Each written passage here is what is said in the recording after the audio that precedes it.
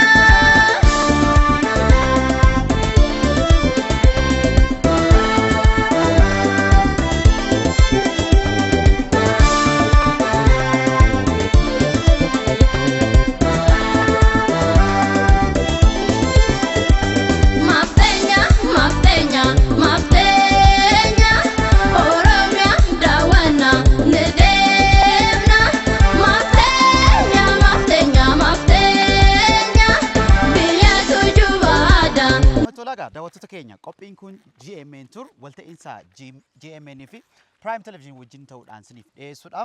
Akkuma isiniif jenne bakki turtii keenya guyyaa har'aatiif taasifannu yookiin immoo isin daawwachiisnu bakka seena qabeessa keessattuu lageen Awwaash yommuu ka'u magaalonni moggaasa maqaa laga kanarratti hundaa'uudhaan qabaatan dabalatee bakki qaroomina garaagaraa hundeeffama isaati yoo jenne soban ta'u jechuudha.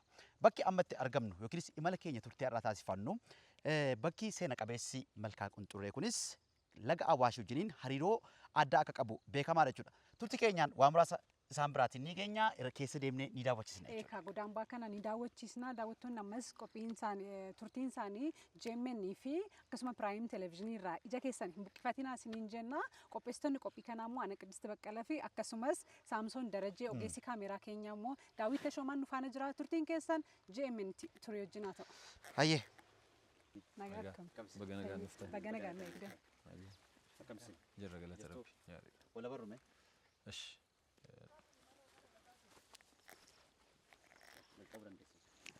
Egaa akkuma duraan dursee ibsuuf yaaletti iddoon ammatti argamne iddoo lahambaa seenaan dura Malkaa Qunxurreeti. Bakki kun yeroo jalqabaatiif akka lakkoofsa Awurooppaatti bara 1963 nama lammii biyya Neezerlaand ta'e Geraard Dieker jedhamuun saayitoota qabnu keessaa naannoo asii naannoo kiiloomeetira 3tti kan argamu gara kallattii kaabaatiin bakka Keellaa jedhamutti hambaa wayii argatee mootummaa wayita isaan jiran Haayile Sillaasee bira deemeeti. Iddoon kun yoo qoratame iddoo seena qabeessa ta'uu akka danda'u rikoomand godhee isa booda Haayile Sillaaseen bara 1993 kaasee hanga 1965tti naannoo kana sarvee goosisanii osoo qoratame yaada jedhu qorattootni gidduu sanatti asitti argamanis waan san yaada san kennanii isa booda bara 1965 nama lammummaan isaa biyya Faransaay ta'e Jean Chavillon jedhamu yeroo jalqabaatiif qorannaa isaa sitti eegalee jechuudha. Waggoottan 60 darbaniif iddoon kun iddoo qorannaaf qo'annaa ta'ee tajaajilaa jira. Dabalataanis daawwattootaaf banaa ta'ee tajaajila kennaa jira jechuudha. Egaa bakki kun kan beekamu sanyii dhala namaa keessaa tokko kan ta'e argama Homo erectus umuriin isaatis akka waliigalaatti hamma naannoo miliyoona 2tti kan tilmaamamu bakka kanatti qorattoonni iddoo qorannaa ta'an lafa qotiinsaa 65 argataniiru jechuudha. Excavation site jedhamu san 65 kiiloomeetira raadiyeesii kiiloomeetira square 10 keessatti iddoo excavation site 65 argatanii kanneen keessaa naannoo 60 kan ta'u irratti qorannaaf qo'annaa gaggeessaniiru. Argannoowwan hedduutu waa'ee durii san kan ibsuu danda'u argannoowwan hedduutu argame. Ammas itti fufaa jira bara waggaa waggaan qorattoonni biyya alaatti dhufanii asitti qorannaa isaanii gaggeessu. Argannoowwan haaraa jechuun danda'ama yeroo hunda bara baraan iddootti argamudha. Bakka highly potential area dha kun archaeological site dha. La waan jiru daawwachaa jiru. Egaa inni kun amma iddoon amma jirru kun amma daawwattootaaf kan banaa ta'ee argamu muuziyeemota akkanaa 4 fi open area tokko open excavation site tokko walitti iddoo 5 kan daawwatamu. Inni kun African Prehistoric Information Museum jedhama. Wanni asitti argitan kun qorattoota bebbeekamoo addunyaa irratti beekaman kan akka Donald Johnson, Tim White jedhaman fakkeenyaaf Donald Johnson kan Lucy argate kan akka Mary Leakey jedhamtu abbaa warraa ishee ilma ishee Jean Chavillon fa'a hedduutu asitti argama jechuudha. Qorattootni ogummaa kanaan beekaman jechuudha. Asitti immoo inni ilaaltan baroottan dhagaa afran asitti ibsuu barbaadame bara dhagaa isa durii isa Ashuliyan jedhamu isa gidduu fi isa boodaa jedhama. Barri sungaa bara dhagaati dhalli namaa wayita dhagaadhaan dhagaa akka meeshaatti ittiin fayyadamee tajaajila adda addaatiin ittiin oolfatu. Bara baraan yookiin immoo yeroo yeroodhaan akkamitti fooyyessaa akka dhufee sadarkaa kanarra akka gahe kan mul'isudha jechuudha. Inni kun miliyoona 2 dura Earliest Stone Tools kan jedhamu bara san uummanni hawaasni bara san jiraate dhalli namaa bara san jiraate dhagaa kana baay'ee modify osoo hin godhin akkuma jirutti tajaajila adda addaatiif ittiin tajaajilamaa turuu isaati kan argisiisu. Waggaa miliyoona 1 irra ga'u haga tokko modify godhanii sanarra fooyyessanii ittiin tajaajilamaa ittiin fayyadamaa turuu isaaniiti kan mul'isu. Asitti immoo sana caala isa bara dhagaa isa gidduu fi isa boodaa kan jedhamu Middle and Late Stone Tools immoo sanirra baay'ee sharp kan ta'e tajaajila salphaa kan ta'e isarra immoo darbanii bara rock artiin itti jalqabame jechuudha. Kan agarsiisuudhaaf asitti taa'e inni kun immoo inni asitti ilaaltan 1 2 3 4 5 6 saayitoota Itoophiyaa keessatti saayitoota arkeeolojii Itoophiyaa keessatti argaman mul'isuuf barbaadame jechuudha. Kuni Hadaari bakka Luusiin itti argamte. Oomoo vaalii keessatti argama naannoo miliyoona 2tti kan tilmaamamu seenaan isaa. Gadab naannoo Baaleetti argama. Boodoon immoo Middle Awash Archaic Homo sapiens remain jedha inni kun bakki wanni kun argame. Ka'umsi dhala namaa isa ammaa isa kana jechuudha. Inni kun Mojoodha. Mojoodhaafis immoo wanti argame maal inni bara meeshaalee dhagaa isa gidduu fi isa boodaa kan jedhamu Middle and Late Stone Tools bakka argamedha. Inni beektu Mojoo naannoo kiiloomeetira 80 irratti argama Finfinnee irraatii gara bahaatti. Pork Epic immoo laga Odaatti argama naannoo Dirree Dhawaa. Achittis wanti argame maal inni meeshaalee dhagaa kan gidduutii fi kan boodaa kan jedhamanii fi rock art cave painting kan naannoo 50,000tti kan tilmaamamu kanatu argame kan agarsiisuuf jechuudha akkuma walii galaatti. Itti fufna. Akkuma jenne seenaa qaroominaa dhala namaa keessatti gahee guddaa qaba wanta ta'eef bakkeewwan arkeolojii saayitiiwwan isin jalqaba jettan wajjiniin amma stooneejiin yookiinis barri dhagaa yookiinis barri hawaasni dhagaa kana akka qaroomina isaa keessatti fayyadamaa ture hariiroo akkamii qaba yeroo sanaa wajjiniin wanti asitti argame bu'aan asii argame kuni qaroominota amma kakkaasaa turre kanaa wajjiniin hariiroonni qabu hidhatanii qabu maal fakkaata? Akkuma isiniin jechuuf yaaletti bara san baran amma isinitti himaa jiru kanatti kan jiraate Homo erectus kan jedhamu barri sun bara dhagaati. Dhalli namaa sibiilan fayyadamuu yeroo ittiin jalqabnedha dhagaadhaan fayyadama. Hariiroo inni qabu hubachuu kan dandeenyu hambaalee asii argaman irratti hundoofneeti jechuudha. Fakkeenyaaf isaan amma asitti ilaallu kun dhagaa uumamaan argame ta'ee garuu harka namaatiin kan suufamee bocamee akka tajaajila ta'uu danda'utti kan hojjetame waan ta'eef dhalli namaa yeroo san naannoo kana jiraate hariiroon inni meeshaalee dhagaa kana waliin qaban akka ifatti waan mul'achuu danda'u jechuudha. Meeshaalee kanatti dhimma ba'aniiti bineensota argatan adamsuu, ittiin ajjeesuu, ittiin lafee isaanii caccabsuu akkaataa saniin waan faayidaa adda addaatiif ittiin tajaajilamaa turuu isaanii wanti mul'atu ragaa gahaatu jira jechuudha. Kutaan keessatti argamnu kun maali? Kutaan amma as keessatti argamnu kun kan itti waamamu volcanic activity of Ethiopia fi geological formation of saayitii kana jechuudha. Kana inni amma asitti arginu kun meeshaaleen amma asitti argitan kun bu'aa volkaanoo ta'uu isaanii. Isaan kun raw material meeshaalee dheedhii fi artifactii isaa asitti argisiisuun kan yaalame meeshaalee dhagaarraa akkam meeshaalee dheedhii kanarraa uumamaan argame kanarraa akkaataa kamiin soofanii bocanii faayidaa isaaniif malu isaaniif oolchuudhaaf akka itti tajaajilamuu danda'an kan mul'isuudha inni kun jechuudha.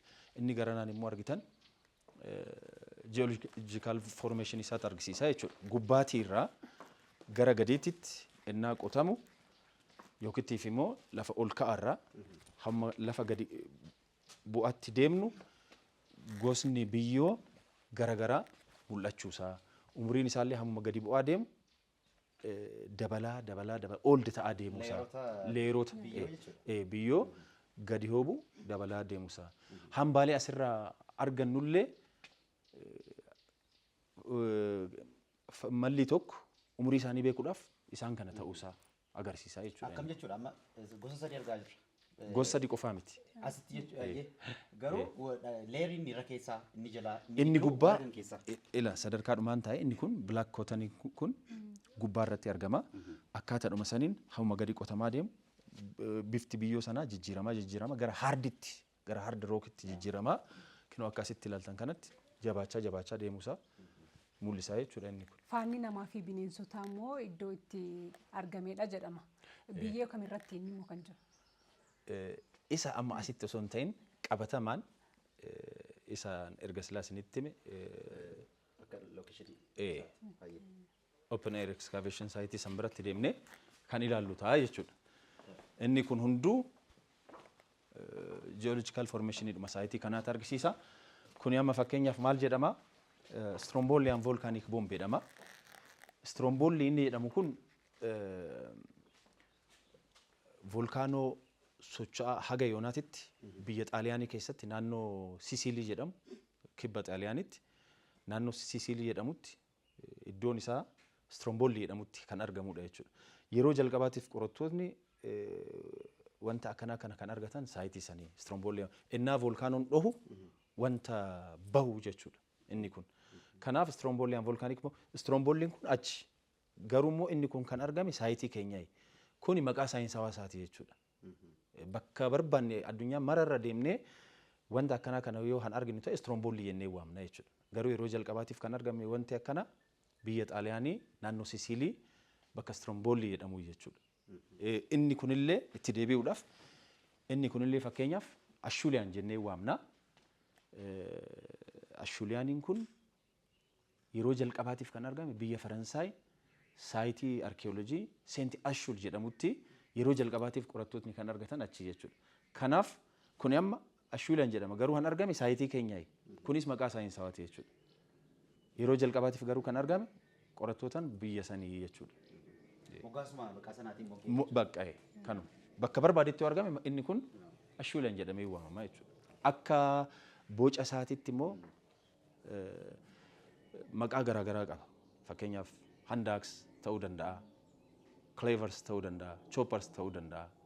Faayidaan isaatis akkasuma akka nuti amma albee fal'aana maal kana fayyadamnutti isaanis akka waan isaan barbaachisu sanaaf akka ooluu danda'utti bocaniiti ittiin tajaajilamaa turanii jechuudha. Akka waliigalaatti garuu Ashulan jedhamee waamama inni kun. Akkamiin ilaala? Waan daawwatteerra. Gaaffii walii galaa gaafatte maal sitti fakkaata? Waan baay'ee kaasuu ni danda'a. Akka jalqabbiitti. Waan fedheef iyyuu garuu akkuma jalqaba irratti seensa keenya irratti kaasuudhaaf yaallee seenaan qaroomina dhala namaa yommuu kaafamu keessattuu lageen bu'uureffachuun dirqama jechuudha. Yoo kaasuudhaaf barbaachise qaroominni qonnaa wajjin wal qabatu. Qaroominni sochochii jireenyaa kanneen amma akka sin daawwachaa jirru meeshaawwan mana keessaa itti fayyadamuu wajjin wal qabatee jiru yoo kaafamuudhaaf ka'e lageen maqaa kaasuun waan hin hafne jechuudha. Egaa akkuma isin jenne immoo bakki nuti argamnu bakka seenaa keessattuu qaroomina dhala namaa bara gara miiliyoona lamaatti lakkaa'aman itti kaafamee malkaa qunxurreetti jechuudha. Eekaa godaambaa malkaa qunxurree keessatti argamna. Sulula laga Awwaash keessatti argamneeti. Naannoon kun naannoo qonnaaf mijataa iddoowwan hawwata turizimii hedduu qabudha. Kanaafiyyuu ammas daawwattoonni keenya turtii isaanii nu faana haa taasisaniiti waan jiru waan argine waan irraa barachaa jiru hundumaa isin biraan geenya ammas turtiin keessan nu faana ta'uu isiniin jenna. Turtiin keenya itti fufa kitaabonni barreeffamuudhaaf yoo malan weelluuwwan hojiin artii hojjetamuudhaaf yoo malanii bakkeewwan seenaa akkasii kana bakkeewwan qaroominaa kana kaasuun waan hin hafne jechuudha. Keessattuu immoo dhalli namaa sadarkaan ammarra ga'ee jiruuf jalqabbiin adeemsa yeroo sana ture wanta ta'eef bakka kana bakka duudhaa bakka seenaa kana yoo dhuftanii daawwattan seenaawwan hojii artiidhaaf barbaachisan barreeffamoota garaagaraa keessatti fayyadamuu dandeessan akka argattan shakkii tokko hin qabnu turtiin keenya JMN Tour imala isaa malkaa qunxurree taasifate itti fufaa jira yeroo gaarii isin jenna. Muuziyeemni sadaffaan immoo Paleoanthropology Museum jedhama. Muuziyeema kana keessatti wanti hubachuu dandeenyu maal inni dhalli namaa eessaa ka'eet eessa gahee kan jedhu kan keessatti mul'isu karaa saayinsawaatiin jechuudha kan keessatti ilaallu jechuudha. Egaa akkuma beekamu gara amantaatiin yaada adda addaa jira dhala namaa akka itti uumame hin beekna. Saayinsiin garuu wanti jedhu maal inni sadarkaa jijjiirama tirannaatiin dhalli namaa amalaa fi bifa waa hunda amma qabnu kanarra kan gahuu danda'e sadarkaadhaan jedha. Isa san mul'isuuf immoo maal argisiisa as keessatti hambaalee dhala namaa waggaa miliyoona 20 irraatii jalqabe haga sanyii dhala namaa amma jiru homo sapiensititti asitti displee ta'eeti kan mul'atu jechuudha. Inni kun wanti amma asitti argitan kun marti addunyaa garaagaraarraa argame jechuun biyyoota addunyaa garaagaraarraa argame oriijinaalaa miti replikaadha kaast kan ta'e oriijinaalli isaa biyyuma itti argame sanitti argama jechuudha. Asii hoo jalqabne kun amma fakkeenyaaf maqaan saayinsawaa isaa Proconsul Hesalonii jedhama. Kan argame biyya Keeniyaati. Umriin isaa miliyoona 20. Waggaa 20 miliyoona 20 har'aa dhalli namaa nuti fakkaatu hin jiru jedha saayinsiin. Saayinsiitu jedha. Dhalli namaa nu fakkaatu hin jiru. Kan jiru maal inni kan akka qamalee mukarra faa koruu danda'an wanta akkasii ture jedha. Isa booda maal ta'edha? Sanyiin qamaleetis sanyiin dhala namaa hammaatis ka'umsi isaanii tokkodha. Kan hubachiisu maal miliyoona 20 miliyoona 15 asirratti wanti ilaaltan kun ka'umsi isaa tokkodha. Naannoo miliyoona 7 innaa ga'u sanyiin dhala namaa kophaatti sanyiin qamaleewwan sunis kophaatti evolve godhuu jalqabanii ta'ee haga amma sanyii dhala namaa hamma irra geenyu kanarratti haala amma ilaalu chaartii irratti ilaallu kanaan dhawataan sadarkaa kanarra ga'eedha. Egaa boru wanna dhufu hin beeknu akka saayinsiin jedhutti garuu akkas jechuun egaa waggaa miliyoona 20 booda ammas gosti qamalee amma jiru kun geeddaramuu danda'a jechuudha. waggaa 20 waggaa miila 20 booda qamalee qofa osoo hin ta'in akka saayinsiin jedhutti kan keenyallee kan nu caala modern ta'e amma modern human irra geenyeerra nuun immoo warra duubatti hafuudha kan jedhu dhufuu danda'a nobody knows kana beekuu hin danda'amu. Kanaaf kan agarsiisuudhaaf jechuudha inni kun. Inni kun footprintidha faana dhala namaa biyya Taanzaaniyaatii argame qorattuu Meerilik jedhamtu kan argame umriin isaa miliyoona 3.5 kan ta'e kan asitti mul'atu. Isaan kunis gaa luusii irraa kaasee akka asitti argitan kanatti sanyiin dhala namaa garaagaraa akkaataa kanaan fakkeenyaaf inni kun Homo ergaster jedhama. Biyya Keeniyaatii argame umriin isaa miliyoona 1.6 Turkaanaa Booyi jedhama. Maqaa dabalataa qaba. Naannoo itti argame sanii moggaasanii. Hara Turkaanaa wal qabata jechuudha. Naannoo sana argame waan ta'eef maqaan saayinsawaa isaa Homo ergaster jedhama. Maqaan dabalataa isaa immoo nickneemin isaa Turkaanaa Booyi jedhama jechuudha. The oldest form of Homo erectus jedha seenaan isaa. Wal qabata Homo erectus waliin sanyummaadhaan wal qabata. Kana hundarra darbeeti sanyiin dhala namaa bifa akkanaa han argateedha. Kuni amma Neanderthaler jedhama. Biyya Israa'elii argame. Baay'ina namoonni sanyiin dhala namaa Neanderthaler jedhamu kun argamni isaa biyya Awurooppaatti. Haga tokko sanyiin dhala namaa isa ammaa kana wajjiniin jiraachuun isaa seenaan hin mul'isa.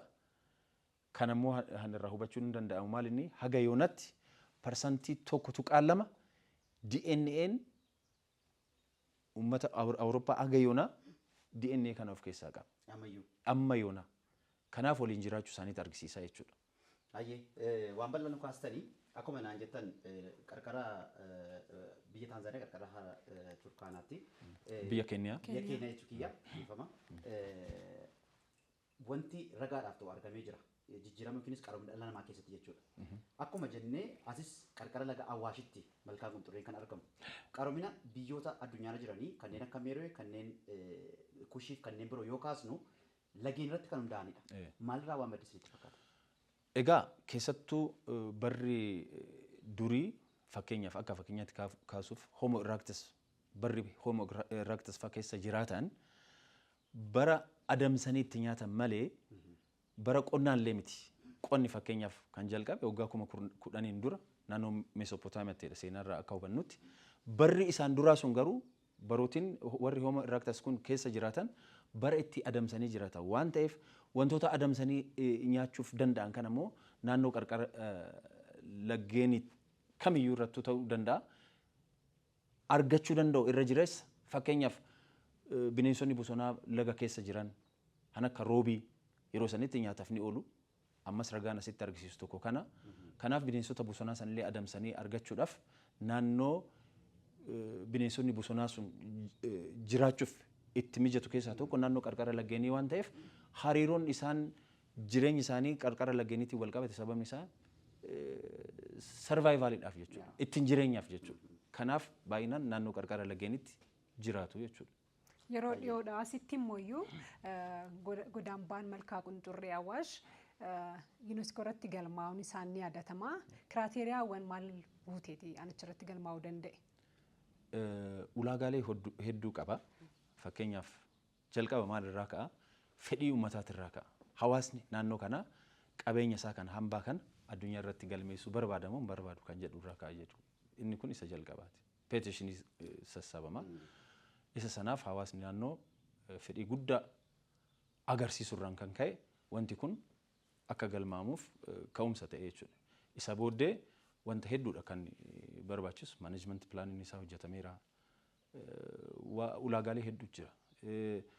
Mataa isaatiin wanti akka galmeessisuuf barbaannu kun bakka kanatti qabatamaan argamuusaa fakkeenyaaf saayitoota 6 tokkotu fudhatame akka naamunaatti isaan san agarsiisne galmeessuuf isaan sun saayitoota garbaa kan jedhaman jiru, kan gomboree jedhamu jiru, simbirroon jira, keellaan jira, axaballaan jira, baalciin jira, hoofii kan jedhaman jiru. Isaan kun potenshaaliin isaan qaban hambaa kana hambaa addunyaa godhuuf gahaadha oli jedhameeti jechuudha akka galmaa'uuf sababa kan ta'e jechuudha. Inni muuziyeemni afuraffaan kun immoo malkaa qunturree arkeeolojii jedhama. Sababni isaa maal inni wanti ammas keessatti argitan kun hundi saayitoota amma isinitti himaa jiru kanarraa garaagaraarraa walitti achirraa fuudhamee akkaataa umurii isaaniitiin hanasitti dispilee ta'e waan ta'eef argannoodhuma asiititu asitti dispilee ta'e waan ta'eef maqaadhuma saayitichaatiin akka waamamu ta'e jechuudha. Malkaa qunxurree arkeeolojii jedhama jechuudha. Saayitii meeqa qabnaas jechuudha asitti akka walii galaatti malkaa qunxurree. 65. Saayitii 65. Saayitii 65 irraa warreen walitti qabaman jechuudha. Fakkeenyaaf guddaatirraa gara xiqqaatti kan dispilee ta'e inni kunis inni kun garbaa saayitii jedhama. Garbaa tokkoffaarraa garbaanis tokko lama sadi qaba gomborii akkaataa sanii hedduutu jira saayitootni. Inni kun umuriin isaa hamma naannoo miliyoona lamaatitti kan tilmaamamu wantoota achi argaman as keessatti oriijinaalidha. Inni kun akka sadaffaa sanitti kaastii miti. Hambaalee bineensotaatii fi meeshaalee dhagaati saayitii sanarraa argametu as keessatti dispilee ta'e jechuudha. Inni kun immoo garbaa afuraffaarraa argame umuriin isaa naannoo miliyoona 1.4 olitti tilmaamama. Inni kunis child mandible asitti arginu tanaan ala hanafeen ala oriijinaalidha wanti asitti argamu kun hundi. Kunis hambaa bineensota garaagaraatii fi meeshaalee dhagaati. Meeshaaleen dhagaa kunis duriitirraa hauma umuriin isaa gadi bu'aa deemu haga tokko fooyya'aa moodifaayi ta'aa deemaa jechuudha. Kan asirratti mul'isuuf barbaadame. Inni kun saayitii simbirrooti. Saayitiin kun akka hambaa addunyaatti galmaa'u taasise keessa saayitiin tokko kana simbirroo saayitii jedhama. Umuriin isaa naannoo miliyoona 1 olitti tilmaamama. Inni kunis waan wal fakkaatutu argame hambaa bineensotaan akka roobii fi kanneen biroo dabalatee meeshaalee dhagaatitu saayitii sanii argame. Inni kun saayitii gomboree jedhama. Saayitiin gomboree buucharii saayitii hin qaba. Living floor kan jedhamu bakka jireenya isaanii hin jira. Saayitoota kanarraayis wanti argame maal inni meeshaaleedhuma bineensota meeshaalee dhagaatii fi hambaalee bineensota bosonaa garaagaraa titu argame. Fakkeenyaaf asitti kan laaltan booddee deemnee laalla saayiticha hambaa roobiti hippopotamus mandible wanti asitti argitan kun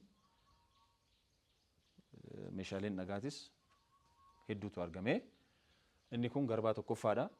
Naannoo miliyoona 600,000titti kun sun 800,000 600,000. Inni kun immoo saayitoota baalcii fi keellaa jedhamu haga deemee 20,000titti gadi bu'ee jechuudha. Miliyoona 2 hamma 20,000titti akkuma akkaataa umurii isaaniitiin kan dispilee ta'e argina jechuudha as keessatti. Inni achitti arginu dhiifama wajjin inni achitti arginu immoo obsidian jedhama dhagichi experimental materialidha inni sun inni achitti arginu fakkeenyaaf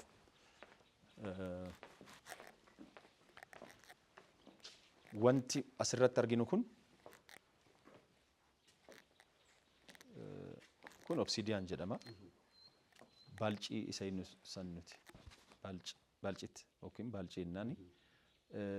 Kun uumamaan wanta akkanaati kan argamu. Isa akkaataa akkamiin soofanii ittiin fayyadamaa turan kan jedhu san baruuf qorattootni amma wanta kana kan soofanidha jechuudha. Kanaaf experimental material jedhamee. Wanni kanarraan hafe garuu hundu oriijinaalidha.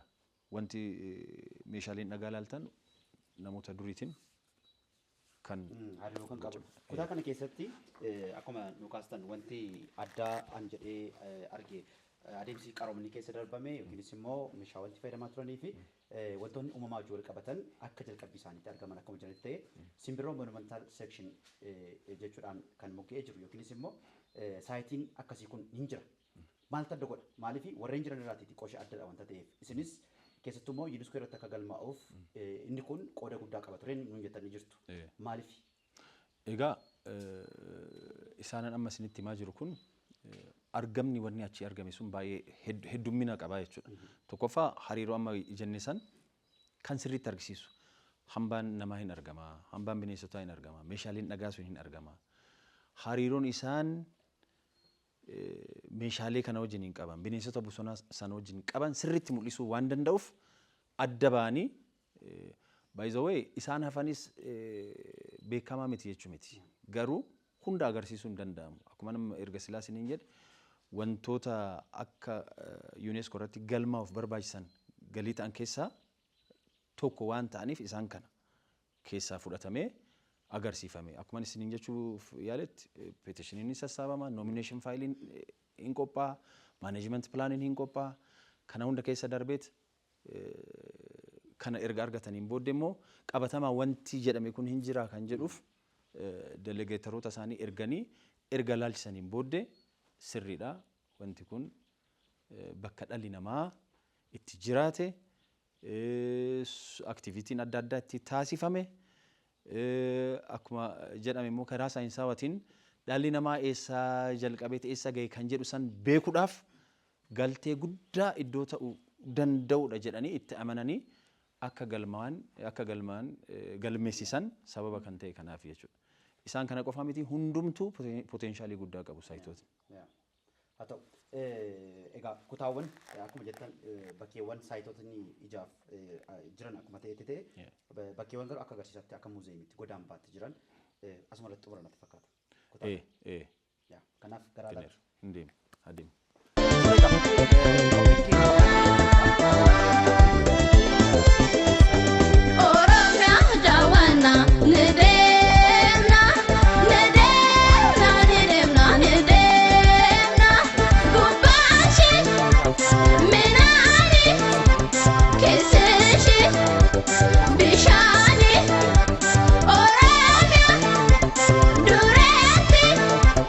Sinjala, lubuti,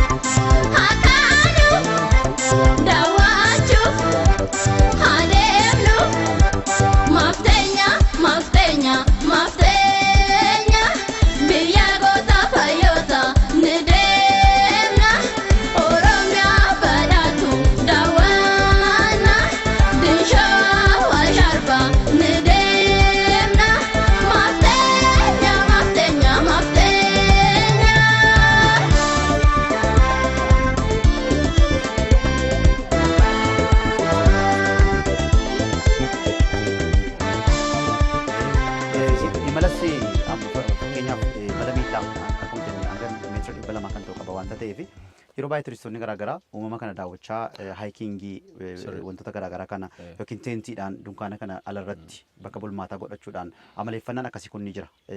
Wantoota akkasiis as keessumatti yaadama jedhee tan abdii qaba. Sirriidha. Ammaaf aktiviitiin jiru waa lama. Tokkoffaa iddoo qorannaaf qo'annaa ta'ee tajaajilaa jira. Dabalataan immoo daawwattootaaf banaa ta'ee jira. Daawwattoota kanaaf garuu isuma amma jiru kana daawwachiisuun ala akka ammatti jechaa jirtu kana kaamping godhanii asitti akka turan bineensota bosonaa as keessa jiranillee akka daawwachaa oolanii bulan dabalataan immoo trekking wantoota booting ta'uu danda'a aktiviitiiwwan dabalataa dabaluuf yaadni akkasii hin jira qorannaanis irratti taasifamaa jira sochii irra jira jechuudha. Ayyee. Turistiin tokko immoo osoo dhufee as buleetoo oolee daawwachuu barbaade yeroo ammaa kana hin beekama haalli nageenyaa isa shakkisiisuu danda'a. Haalli nageenyaa naannoo kana jiru akkami? Haga yoonatti rakkoon fe'illee yoo ka'e qaamni kamiyyuu quba mana kanatti qabu hin jiru. Sababni isaa maal inni eenyuyyuu taanaan qabeenya biyya qabeenya hambaa biyya keenyaa hambaa addunyaa akka ta'e waan hubatuuf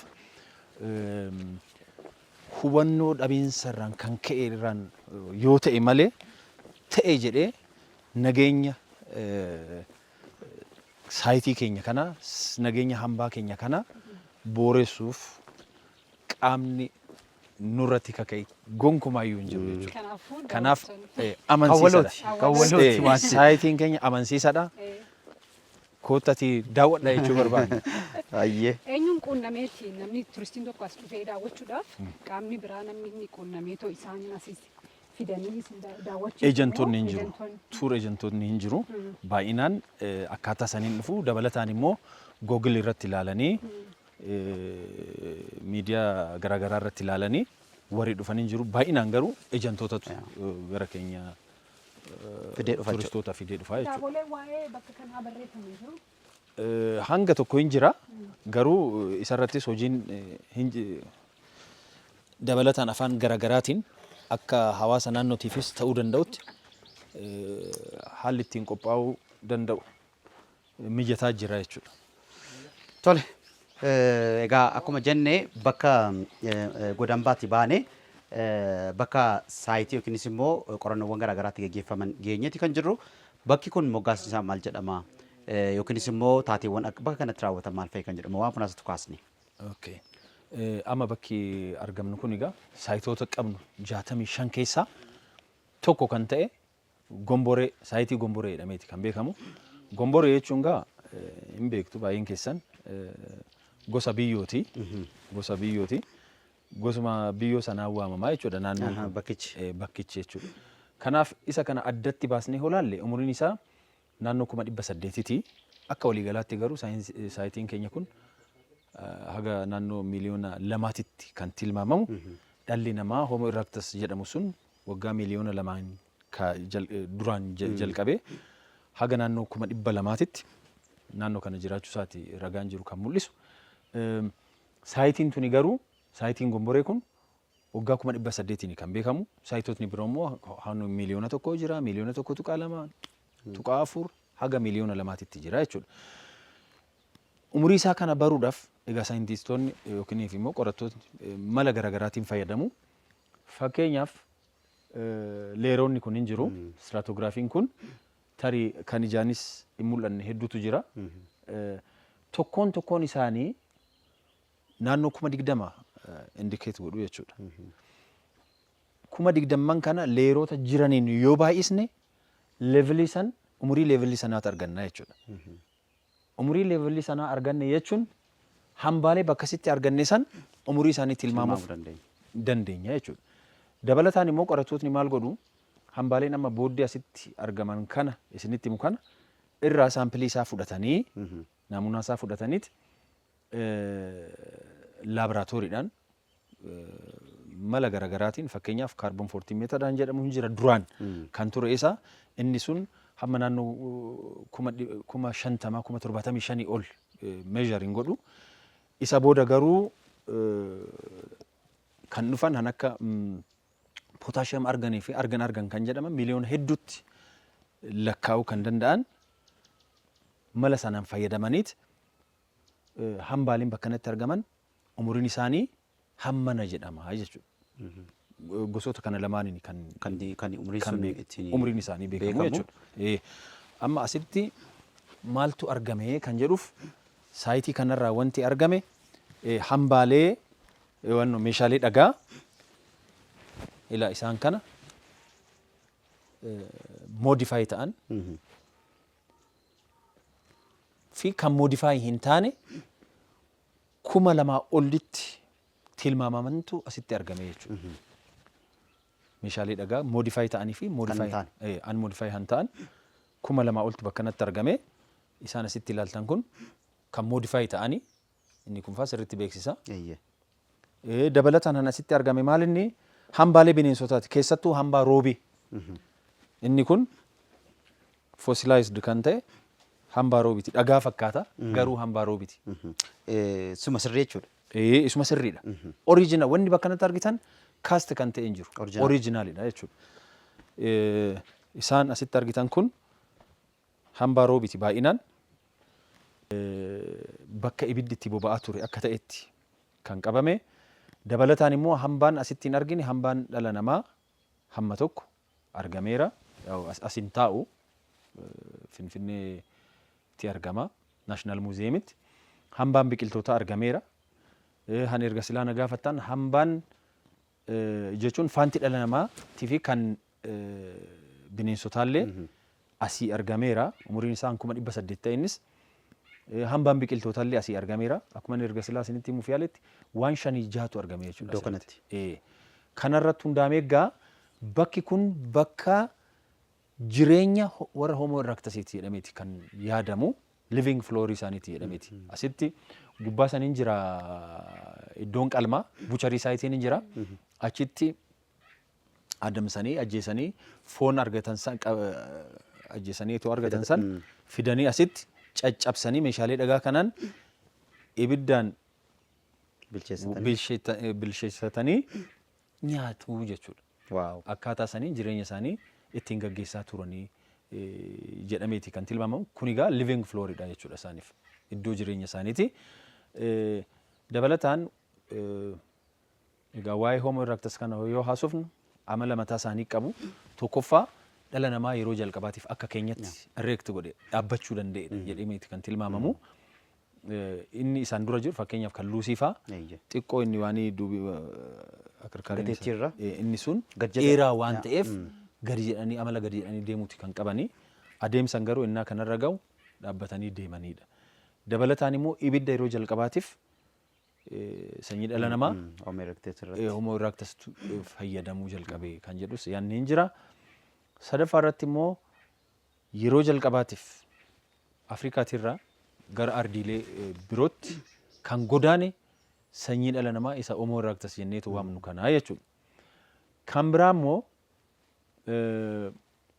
umurii dheeraa lafarratti jiraachuunis kan beekamu sanyii dhala namaa isa Homo erectus jennu kana. Fakkeenyaaf kan keenya yoo fudhanne nuti Homo sapiens sapiens jedhamna.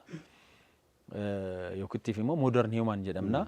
Garuu ka'umsi dhala nama Homo sapiens sapiensii kun archaic Homo sapiens kan jedhamurraa.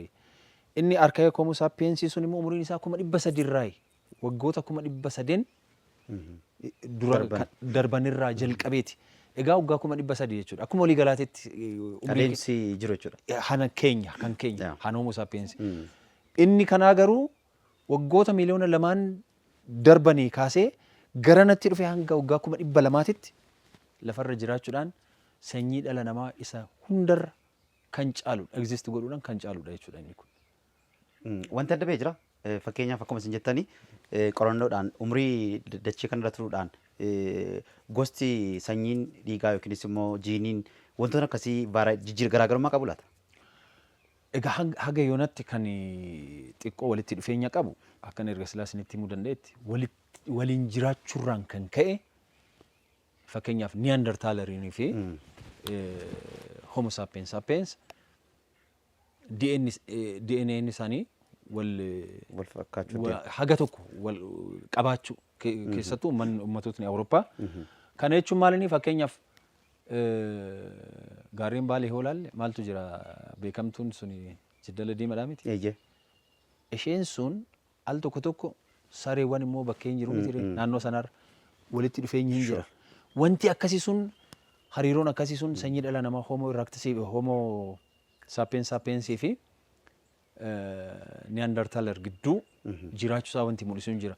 Kanneen kunis haalli isaan waliin jiraatan hariiroon DNA isaanii hamma tokko walitti dhufuu hin danda'a.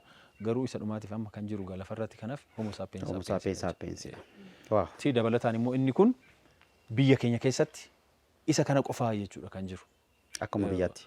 Open Air Prehistoric Museum biraa biyya keenya keessa hin jiru. Historical kan ta'an open air kan ta'an hedduutu jiru. Fakkeenyaaf akka Lalibalaa, akka Aksum.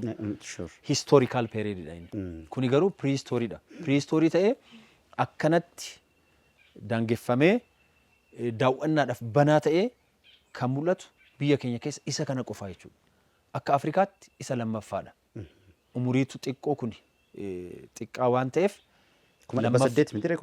lammaffaa jedhama malee akkuma walii galaatiitti miliyoona 2 kan Afrikaatti Open Air Prehistoric Museum tokkoffaa jedhamu biyya Tanzaaniyaa keessatti kan argamu Liatolic Site kan jedhamu footprintiin yookiin immoo faanti dhala namaa umuriin isaa miliyoona 3.5 ta'e even maqaa saayinsaawaa luusii keenya wajjin illee kan qooddatan achitti waan argameef inni sun tokkoffaa jedhama akka Afrikaatti. Inni kun immoo umuriin isaa xiqqoo gadi waan aanuuf inni kun lammaffaa jedhama. Garuu qorannaadhaan dursee kan argame isa kana. Fakkeenyaaf inni iddoon kun bara akka walii galaatiitti 65 irraa eegale garuu iddoon kun bara 1974tti kan qotameetu argame. Iddoon amma isin jedhu kun immoo bara 1979tti argame. Baay'ee namatti tola. Baay'ee nama ajaa'iba. Kanaaf bar tokkorraa namootni akkuma jenne adeemsa tirannaa keessa turan keessattuu gosa Homo erectus jennee waamnu umurii sanaan jechuudha yookiinis baroota sanaanii bakka kana jiraachaa turan akka jechuuti. Sirri. Egaa as bira dudduubatti yaadichi dhufuudhaaf haa baatu malee waggoottan amma kana booddeetti deebuudhaaf yoo danda'ame hariiroo jireenya bakka kana jiru. Maatiin kun yeroo sana maal fakkaata ture? Adeemsi jireenya isaanii maal fakkaata? Jiruun isaanii maalirratti hundaa'a? Ooltee bulteen isaanii maalirratti xiinxalama? Kan jedhu yaaduudhaaf namatti beekama jechuudha. Akkuma isaan jedhan gama olitti namootni bakka kana jiraachaa turan yeroos bakka qalmaa taasifatanii foon achitti yookiinis adamsanii argatan kana gara qe'eetti yookiinis amma godoo yookiinis mana jennee waamnu isaaniif bakka kana kan ture. Asitti fidanii jiraachuutu fala jireenyaati jechuudha yeroos ajaa'iba. Maatii akkamiitas jiraachaa tures fakkaata isaanii. Dhugaa dubbachuu fi gaafa isaan seenaa sana nutti himaa turanii ani deebi'eera dudduubatti baay'ee deebi'een ture. Maaliif bakki abidditti boba'uudhaaf jiru lamman sun maal akkamii qabaachuu akka danda'u bakka kana mukni wayii jira laata ture jedhee yaadutti ka'e muka wayii jalatti akka gaaddisaatti taasifatanii jalatti abidda qabsiifatanii jiraachaa turanii laata mukni as jiru sun yeroo jiru jiraateera ta'e muka akkamii ture muka wayiidhaan yookiinis immoo hanxaxii wayii fidanii itti hirkisanii akka gaaddisaa godhatu yoo ta'es akkam ture kan jedhu akkati yaadduuf carraasii hubachuudha bakka akkasii kun. Seenaan kun kaasaamee waan salphaatti ilaalamuuti seenaa dhaloonni irraa barachuu irraa hubachuu waa irraa qabachuu danda'udha. Seenaa kana kan nu barreesse Oromo. Kan qabannee waa'ee seenaa keenyaa beeknee ittiin boonuu ittiin irraa waa barachuu dhaloota dhufummoo waa barsiisuu qabummoo dhalootuma amma jiru kana numan jedhee amana. Kanaafuu iddoo akkanaa hawwata turizimii fi seenaa gurguddaa qaban kanammoo daawwattoonni keenyas dhufanii akka ilaalan akka irraa baratan affeerraa keenya. Affeerraa keenya ammas qophiin keenya GMN turtiisa bakka seena qabeessa keessattuu qaroomni dhala namaa keessa darbee yeroo ammaa kana qaqqabe maal fakkaata jennee isin biraan ga'aa jirru bakka seenaa malkaa qunxurreetti argamnee turtii isin faana taasisaa jiru kan daawwachaa jirtan. Ammas gara olitti imala keenya taasifannee bakka isin gara jalqabaatti nu kaastan imaluu dandeenya yoo ta'e jechuudha. Bakka isaan itti adamsanii qalmaa gaggeessaa turan bakka jettan gara sana imala keenya taasifanneeti qophii keenya gara gudunfuutti adeemna. Ammas turtii keessan nu faana ta'u isin jenna.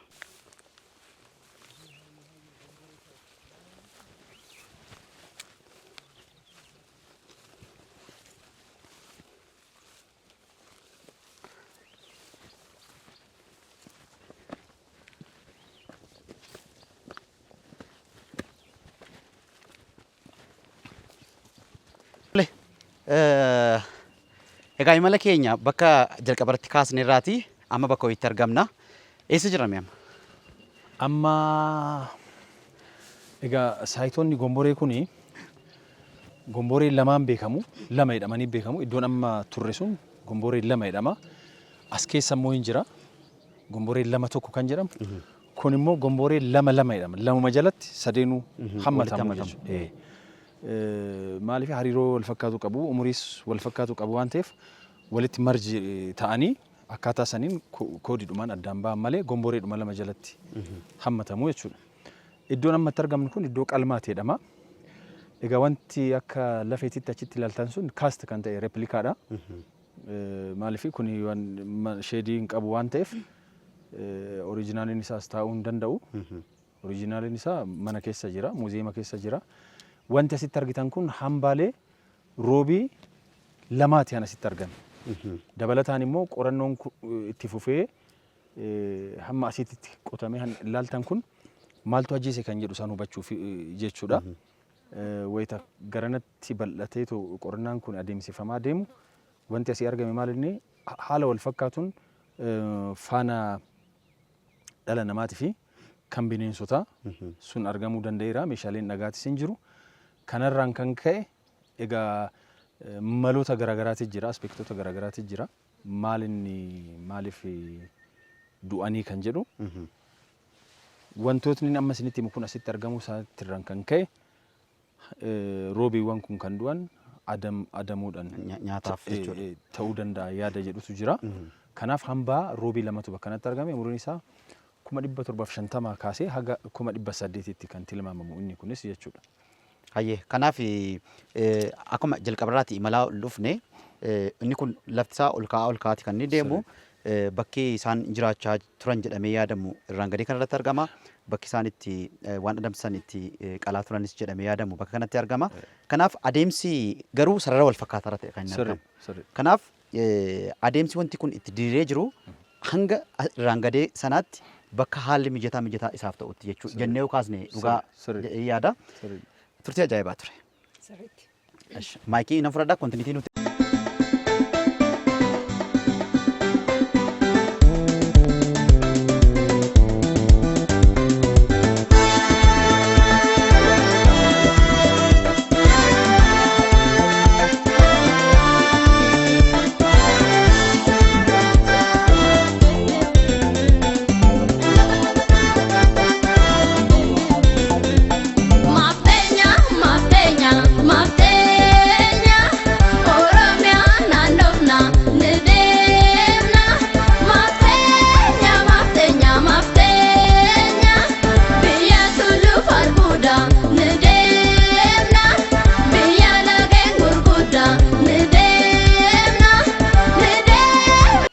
daawwattoota keenya qophii keenya JMN turii har'aatiin immoo magaalaa Awwaash yookiin immoo malkaa Qunxurreetti argamneeti godaanbaa isaarraa jalqabuudhaan naannoo isaa irraa isin daawwachiisaa as geenyerra. Kanaafuu seenaa hedduu nama barsiisuu fi dhaloonni irraa barachuu danda'u baay'eedha kan daawwanne. Awwaash immoo magaalli Awwaash jalqabarra seensarra isin agarsiisaa turre iddoowwan hawwata turizimii kana qofa miti kan qabdu yeroo birraa immoo keessumattuu irreechi guddaan malkaa Awwaash jedhamu naannoo kanatti ni irreeffatama waan ittiin galata galateeffatan hawaasni naannoo kanaa saame. Anis immoo abdiin qabaasi qabadhee irreechicha irratti birraarraa akka walitti deebinu. Inaaf kun shakkii tokko iyyuu hin qabu waan fedheef iyyuu turtii keenya bakka kanatti qabaannee wantoota hubachuudhaaf yookiinis namoonni akka hubataniif taasifamuu danda'u waan hedduu kaasuu ni danda'ama. Akkuma jalqabaatti kaasaa turre lageen keessattuu lagni Awwaash bakka ka'umsa qaroomina dhala namaa yoo jenne soban ta'u jechuudha. Egaa magaalonni moggaasa maqaa isaanii Awwaashiin taasifatan bakka amma argamnu seensa bakka argama dhala namaa yookiinis immoo qorannoowwan garaagaraa malkaa Qunxurree dabalatee gara baha biiftuutti imaluu yommuu danda'amu lagni Awwaash kan itti weellifame kan itti maqaan dhaame walaloowwan hedduun kan itti barreeffaman sagaleewwan hedduun kan sagalee kiilolee ittiin lolaasan akka ta'e beekamaadha jechuudha. Egaa nutis qophii keenya har'aatiin kara boodaatti deebinee adeemsi dhala namaa kun keessa darbee addana qaqqabe jiruuf jireenyi yeroo sana ture qaroominni yeroosii maal fakkaata jennee hariiroonni hawaasa ammaa wajjiniin qabuun wal fakkeessinee waan muraasa simbiraan ga'uudhaaf jennee jechuudha. Isinis dhuftanii bakka kana yoo daawwattan waan hedduu akka argachuu yookiin hubachuu dandeessan abdii guutuu qabna. Garuu immoo dhufanii mataa as bakka kana ta'anii oolanii galuun iyyuu waan gaarii tokko natti fakkaata. Nageenya sii kenna, nageenya sammuu sii kenna. Ittiin bashannantaa ittiin immoo iddoo aara galfattuudha. Bosonni isaallee baay'eedhuma ajaa'ibaa. Kanaafuu nuti amma qophii keenya har'aatiin waan muraasa isaan biraan ga'uudhaaf yeroo hin qabnus waan nu dirqisiiseef torbee immoo sagantaa biraa fi iddoo biraa gola Oromiyaa irra naanna'uudhaan iddoo hawwata turizimii fi seenaa qabeessa ta'an kan birootiin haga walitti deebinutti qophiin keenya irraa qabannee dhiyaannee asuma irratti goolabnaa otoo qophii kana qopheessuudhaan immoo kan isin faana ture ana Qidist Baqqalaa akkasumas Saamsoon Darajjee ogeessi kaameraa keenya immoo Daawit Tashoomaan nu faana ture torbee nagaa fi jaalalaa isin haa ta'u jecha bakka jirtanitti nagaan nu turaa isin jenna.